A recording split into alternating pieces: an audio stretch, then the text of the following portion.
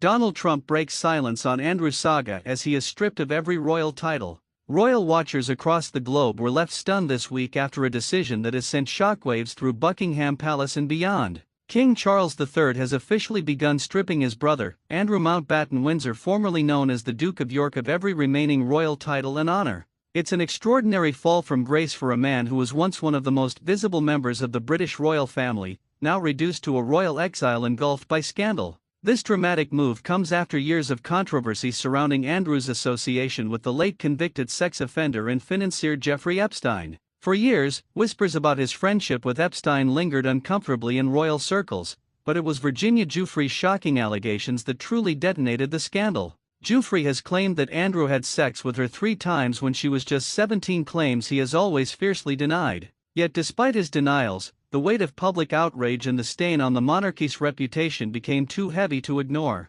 The final straw? A growing chorus of political and public voices demanding that the disgraced royal face questioning from a U.S. congressional committee investigating Epstein's global web of abuse. As dawn broke on the latest chapter of this royal catastrophe, the king's decision reverberated through every corner of the kingdom. Buckingham Palace confirmed that the monarch had initiated formal proceedings to remove all remaining royal titles from his younger brother, including the style of prince itself. This means that for the first time in his life, Andrew Mountbatten Windsor stands as neither His Royal Highness nor the Duke of York. Even his prestigious Windsor residence, the Royal Lodge, has been repossessed by the Crown Estate. Once his family home, it will soon belong to another royal or perhaps be repurposed altogether. But amid the fallout, one of the most unexpected voices to break the silence was none other than Donald Trump.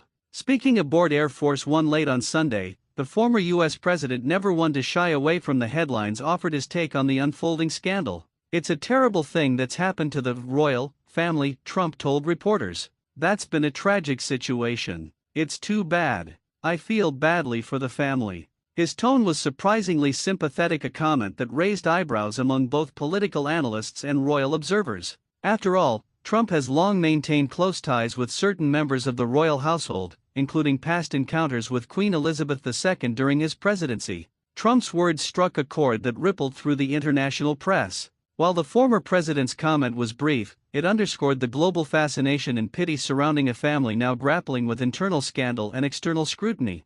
Some critics accused Trump of softening the narrative, while others saw his remarks as a calculated nod of empathy toward a monarchy in crisis. Either way, it added another unexpected layer to an already intricate story. Meanwhile, back in Britain, the reaction from the government has been measured but firm. Defense Secretary John Healey confirmed that Andrew's honorary title of Vice Admiral, granted to him on his 55th birthday in 2015, would now be formally rescinded. That rank was the last honorary military distinction the former prince held after voluntarily returning several others in 2022. When asked about Andrew's medals, including the one awarded for his service in the Falklands War, the defense secretary declined to comment directly, saying only that the Ministry of Defense would be guided by the decisions the king makes. Behind the scenes, however, officials have been debating whether Andrew should revert to his last active duty rank of commander or be stripped of his naval standing entirely. The ministry's internal review may sound procedural, but its implications are massive. Andrew's long military career was once a cornerstone of his royal identity.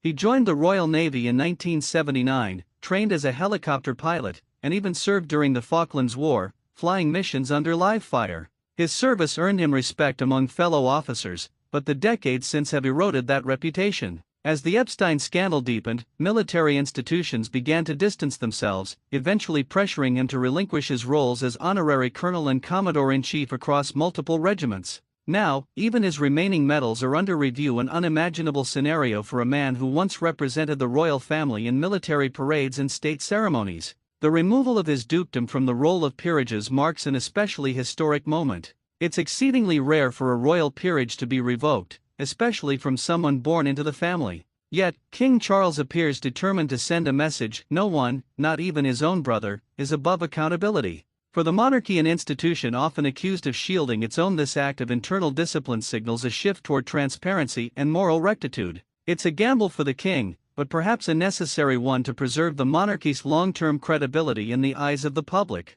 If you're watching this unfold, now's the perfect time to subscribe and hit that notifications bell icon, so you never miss another royal revelation like this one. The next few weeks are bound to be explosive. Behind closed doors, the royal household is said to be in a state of turmoil. Courtiers have been instructed to review Andrew's finances, housing arrangements, and security provisions. Reports suggest his Royal Lodge residence, a sprawling 30-room mansion near Windsor Castle, could soon be reassigned, leaving Andrew and his ex-wife Sarah Ferguson searching for alternative accommodation. Fergie, as she's affectionately known, has publicly stood by him through the darkest moments, even describing him as a good man caught in a bad situation. But insiders claim that the former couple now live in near isolation, surrounded by a fortress of Amazon deliveries and loyal staffers who shield them from the outside world. Still, not everyone in royal circles supports the king's decision. Some argue that the removal of titles is an unnecessary humiliation for a man who already lives in disgrace.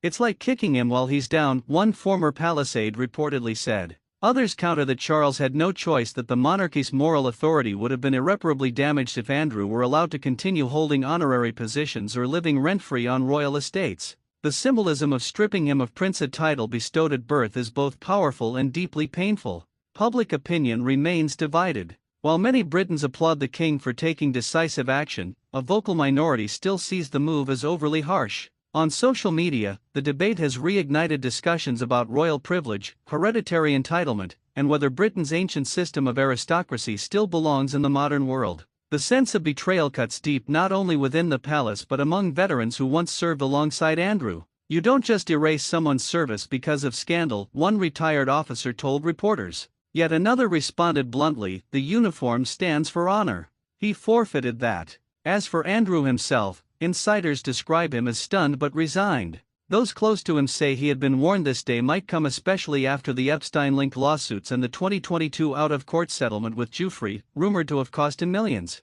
The royal's future now hangs in limbo. Without official titles, military roles, or a public profile, his options are limited. Some speculate he may retreat abroad, possibly to Abu Dhabi, where he has strong connections and access to discreet security. Others believe he'll remain in Britain, quietly hoping for redemption that may never come. Donald Trump's brief but sympathetic comment continues to reverberate in headlines, particularly across the Atlantic. For American audiences, the image of a British prince being stripped of everything by his own brother evokes Shakespearean drama, betrayal, downfall, and moral reckoning. And for Trump, ever attuned to public spectacle, his "I feel badly for the family" remark allowed him to project both empathy and subtle critique, positioning himself once again at the heart of global conversation. It's classic Trump: concise, emotional, and headline-grabbing. Meanwhile, the palace's communications team is working overtime. Sources say that King Charles views this as a painful but necessary move to protect the monarchy's integrity, especially as he seeks to modernize the